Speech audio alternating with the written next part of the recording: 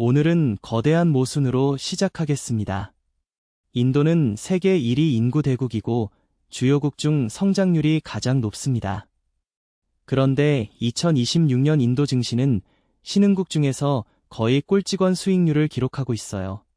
대표 지수인 센섹스가 연초인 1월 5일에 사상 최고를 찍은 뒤 6월 12일 현재 약 75,527포인트로 고점 대비 약 10% 조정받은 상태입니다. 세계 최고 성장률인데 왜 주가는 떨어질까요? 성장 스토리는 분명히 진짜입니다. 세계 최고 성장 주요국의 인구 1위의 디지털 강국이에요. 그런데 주가는 약하고 외국인은 사상 최대로 빠져나가고 있습니다. 오늘의 핵심 긴장은 바로 이겁니다. 좋은 나라와 지금 가격에 좋은 주식은 전혀 다르다는 것. 인도의 강점인 인구, 디지털, 내수와 약점인 밸류에이션, 환율, 외국인 이탈을 정직하게 양면으로 보겠습니다. 미리 말씀드리지만 이건 매수 추천이 아닙니다. 먼저 강점부터 인정하죠. 성장 엔진은 진짜냐? 데이터로 보면 참입니다. IMF 기준으로 인도의 성장률은 달력연으로 약 6.5%, 회계연도 FY26 기준으로는 7.3%입니다. G20 주요국 중 최고예요. 가끔 6.5%와 7.3%가 다르다고 헷갈리시는데 이건 충돌이 아니라 인도 회계연도가 4월에 시작하기 때문에 생기는 기준 차이일 뿐입니다. 미국과 중국, 유럽이 모두 둔화하는 가운데 인도만 독보적으로 성장하고 있어요. 게다가 물가도 약 2%로 낮아서 금리 인하와 세제 인하가 소비 사이클을 자극할 여력도 있습니다. 그러니 인도가 성장 엔진이다라는 명제 자체는 데이터로 분명히 참입니다. 문제는 그 사실이 인도 주식을 지금 사야 한다는 뜻은 아니라는 거예요. 바로 다음 장에서 첫 번째 반전이 나옵니다. 그 첫 번째 반전은 GDP 순위입니다. 2025년 말에 인도 정부와 언론이 인도가 일본을 추월해 세계 4위 경제가 됐다고 대대적으로 홍보했어요. 그런데 IMF 4월 기준으로 보면 인도는 명목 GDP 6위입니다. 약 4조 1,500억 달러로 미국, 중국, 독일, 일본, 영국 다음이에요. 어떻게 된 걸까요? 성장이 둔화돼서가 아닙니다. 바로 환율 때문이에요. 명목 GDP를 달러로 환산할 때 루피가 약해지면 인도 경제가 아무리 성장해도 달러로 표시한 숫자는 줄어듭니다. 그래서 루피 약세로 일본과 영국에 다시 추월당한 거예요. 여기서 중요한 교훈이 나옵니다. 인도가 4위다, 일본을 추월했다 같은 말은 단정하면 안 됩니다. 순위 자체가 환율에 따라 출렁이거든요. 그리고 이 환율의 함정은 오늘 영상 전체를 관통하는 핵심 주제입니다. 인도의 모든 좋은 이야기에는 루피라는 그림자가 따라붙어요. 그래도 인도의 진짜 해자, 즉 경쟁 우위를 인정해야 공정합니다. 첫 번째 해자는 디지털 공공인프라예요. 인도의 통합결제 시스템 UPI는 월 거래가 약 232억 건, 금액으로는 약 29.9조 루피로 역대 최고입니다. 하루 평균 7억 3,800만 건이 처리돼요. 세계 최대 규모의 실시간 결제망입니다. 이게 단순한 핀테크가 아니라 신분증인 아드하르와 결제인 UPI, 그리고 데이터를 묶은 인디아 스택이라는 디지털 공공 인프라의 일부예요. 이게 왜 중요하냐면 비공식 경제를 공식 경제로 끌어올리는 토대가 되기 때문입니다. 현금 거래가 디지털로 잡히면서 세수도 늘고 신용도 쌓이고 금융 포용이 확대돼요. 인도의 진짜 해자는 단기 주가가 아니라 바로 이 디지털 공공 인프라입니다.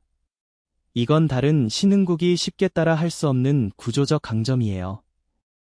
두 번째 해자는 차이나 플러스 원, 즉 제조 이전의 가장 구체적인 실물 근거입니다. 바로 아이폰이에요. 지금 전 세계에서 팔리는 아이폰의 약 25%가 인도에서 조립됩니다. 5대 중 1대 꼴이에요. 2025년에 인도에서 조립된 아이폰이 약 5,500만 대로 1년 만에 53%나 늘었습니다. 애플은 미국으로 가는 아이폰 대부분을 인도산으로 전환하겠다는 목표까지 세웠어요. 이게 의미하는 바가 큽니다. 미중 갈등 속에서 글로벌 기업들이 중국에만 의존하지 말자는 차이나 플러스 원 전략을 펴는데 그 핵심 거점으로 인도를 선택했다는 거니까요. 폭스콘이 인도에 대규모 공장을 짓고 있고요.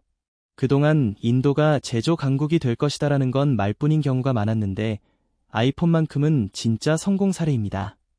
성장 엔진론의 가장 가시적인 증거죠. 다만 뒤에서 보겠지만 제조업 전반으로는 아직 갈 길이 멉니다. 세 번째 해자는 인구 배당입니다. 교과서에 나올 법한 사례예요. 인도 인구는 약 14억 7천만 명으로 중국을 제치고 세계 1위입니다. 그런데 단순히 많기만 한 게 아니에요. 중위 연령이 약 29세입니다. 중국은 약 40세고요.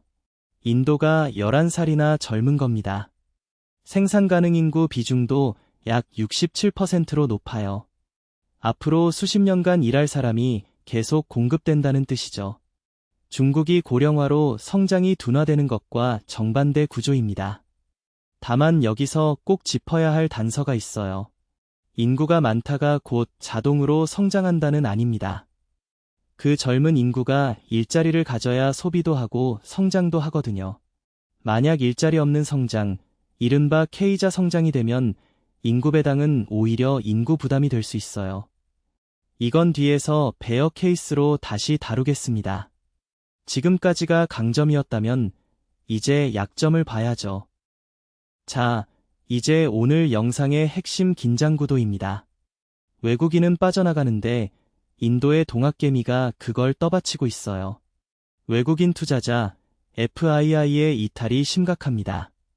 2026년 누적 순매도가 이미 2025년 한 해 전체 약 154억 달러를 넘어섰어요. 정확한 절대 금액은 출처마다 다르지만 방향은 확실합니다. 사상 최대로 빠져나가고 있어요. 그 결과 인도 증시는 신흥국 대비 수십 년 내 최하권의 상대 수익률을 기록 중입니다. 그런데 왜 폭락하지 않았을까요? 인도의 국내 개인 투자자들 때문입니다. 적립식 펀드, SIP로 매달 약 3만 크로어, 우리 돈으로 수조 원이 꾸준히 들어와요. 무려 63개월 연속 주식형 순유입입니다. 과거 인도 증시는 외국인이 빠지면 폭락했는데 지금은 국내 개인이 그 매도 물량을 흡수하는 새로운 균형이 생긴 거예요. 이건 분명 긍정적 구조 변화입니다. 하지만 뒤집어 보면 글로벌 스마트머니가 파는 걸 인도 개인들이 떠안고 있다는 위험 신호이기도 해요. 이제 본격적인 베어 케이스, 약점입니다. 첫 번째는 밸류에이션이에요. 한마디로 가장 비싼데 이익은 느린 시장입니다. 버핏 지수라는 게 있습니다. 한 나라의 시가총액을 GDP로 나눈 건데 100%를 넘으면 고평가 신호로 봐요. 인도는 약 119.85%입니다. 워런 버핏 본인의 이름을 딴 지표가 경고등을 켠 거죠. 니프티 50 지수의 선행 PER도 약 20에서 22배로 신흥국 중 가장 비싼 시장군에 속합니다. 그런데 문제는 이렇게 비싼 값을 치르는데 정작 이익 증가율은 신흥국 평균을 밑돈다는 거예요. 비싼데 성장은 느린 겁니다. 이걸 완벽하게 가격이 매겨진 상태라고 합니다. 모든 게 완벽하게 잘 풀려야만 정당화되는 가격이라 오차 허용 범위가 0이에요. 조금만 실망스러운 소식이 나와도 멀티플이 무너지는 디레이팅 리스크가 큽니다. 위대한 나라라도 이 가격이면 안전마진이 없는 거죠. 두 번째 약점은 아까부터 계속 따라다닌 그림자, 환율 착시입니다. 보세요. 루피가 과거 달러당 85루피 수준에서 지금 약 95.5루피까지 사상 최저권으로 약해졌습니다. 이게 한국이나 미국 투자자에게 어떤 의미일까요? 인도 주식이 루피 기준으로 본전, 즉 제자리 걸음만 해도 달러로 환산하면 약 7에서 11% 손실이 난다는 겁니다. 환율이 수익을 갉아먹는 거예요. 왜 루피가 이렇게 약할까요? 인도는 원유의 약 88%를 수입합니다. 그래서 중동 긴장으로 유가가 오르면 경상수지가 나빠지고 물가가 오르고 환율이 동시에 압박받아요. 게다가 외국인이 빠져나가니 달러 수요는 더 커지고요. 그러니까 인도 성장 스토리가 화려해 보여도 달러를 기준으로 보면 그 상당 부분이 환율 착시일 수 있다는 겁니다. 한국 투자자라면 이 점을 특히 조심해야 합니다. 세 번째 약점은 더 싸고 게다가 작동하는 대안이 있다는 겁니다. 바로 중국이에요. MSCI 중국 지수의 선행 PER이 약 12.6배입니다. 인도가 약 20배니까 중국이 약 40%나 삽니다. 게다가 중국은 지금 AI를 주도하면서 이익이 다시 가속되는 국면이에요. 그러니 글로벌 신흥국 펀드 입장에선 비싼 인도를 팔고 싼 중국으로 갈아타는 게 합리적인 선택이 되는 겁니다. 인도 외국인 이탈의 상당 부분이 이 로테이션 때문이에요. 여기에 인도 내부의 문제도 겹칩니다. 그렇게 자랑하던 제조업이 GDP 비중으로 보면 13에서 14%에 머물러 있어요. 정부 목표인 25%와는 거리가 멉니다. 아이폰은 성공했지만 제조업 전반으로는 아직 미달인 거죠. 청년 실업률도 15%대로 높아서 아까 말한 K자 성장 우려가 현실입니다. 인도의 가장 강력한 경쟁자는 어쩌면 더 싸고 작동하는 중국일지도 모릅니다. 그리고 역사를 봐야 합니다. 인도의 10년이라는 약속은 사실 이번이 처음이 아니에요. 2010년대에도 이제는 인도의 시대다. 다음은 인도다라는 게 시장의 컨센서스였습니다. 그런데 결과는 어땠을까요? 조기 탈공업화, 즉 제조업이 제대로 크기도 전에 비중이 줄어드는 현상과 정책 실행 지연으로 오히려 잃어버린 10년에 가까웠어요. 기대만큼 못 따라간 거죠. 그리고 2026년에도 인도는 신흥국 대비 수십 년 내 최하권의 수익률을 보이고 있습니다. 여기서 핵심 교훈이 나옵니다. 고평가 상태에서의 기대 과잉은 반복되는 패턴이라는 거예요. 성장이 진짜인 것과 그 성장을 비싼 값에 사는 것은 완전히 별개의 문제입니다. 위대한 나라의 위대한 미래를 너무 비싸게 사면 돈을 잃을 수 있어요. 이게 다음에 볼 거장들의 핵심 메시지이기도 합니다. 그럼 한국 투자자는 어떻게 접근해야 할까요? 가장 중요한 건 환율 이중 역풍입니다. 한국에서도 KRX를 통해 원화로 인도 대형주에 쉽게 투자할 수 있어요. 미래의 세대 타이거 인도니프티 50, 삼성의 코덱스 인도니프티 50 같은 ETF들이 니프티 50 지수를 추종합니다. 접근성은 좋아요. 그런데 한국 투자자에겐 환율 위험이 두 겹입니다. 루피 약세에 더해 원달러 환율까지 겹치거든요. 게다가 인덱스를 그냥 통째로 사면 아까 본 신흥국 중 가장 비싼 멀티플과 약한 외국인 수급을 그대로 떠안게 됩니다. 그리고 인도 펀드 수익률 수치는 시점에 매우 민감하니 반드시 최신으로 재확인하고 기준일을 확인하셔야 해요. 결론적으로 인덱스를 추격 매수하기보다는 해자가 검증된 기업 중심으로 분할해서 장기로 접근하는 게 정석입니다. 이건 특정 종목 추천이 아니라 환율과 밸류 리스크를 정직하게 인지하자는 위험 고지예요. 자, 정리하겠습니다.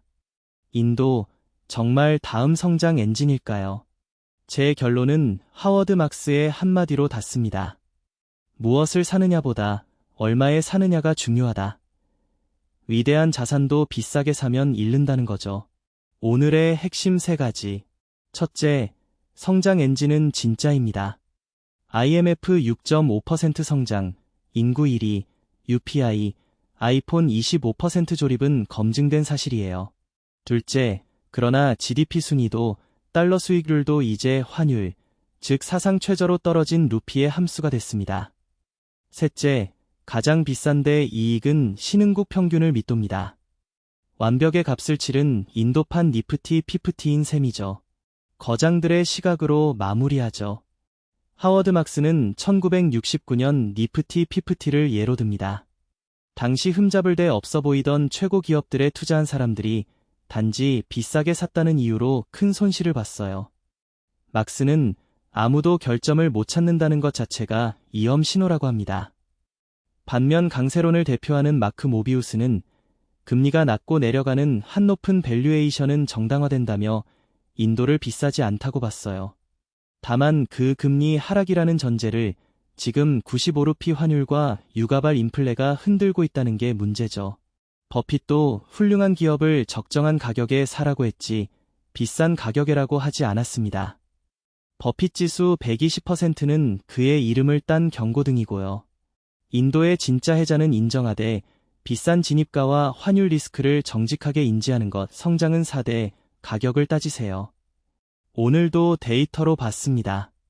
감사합니다.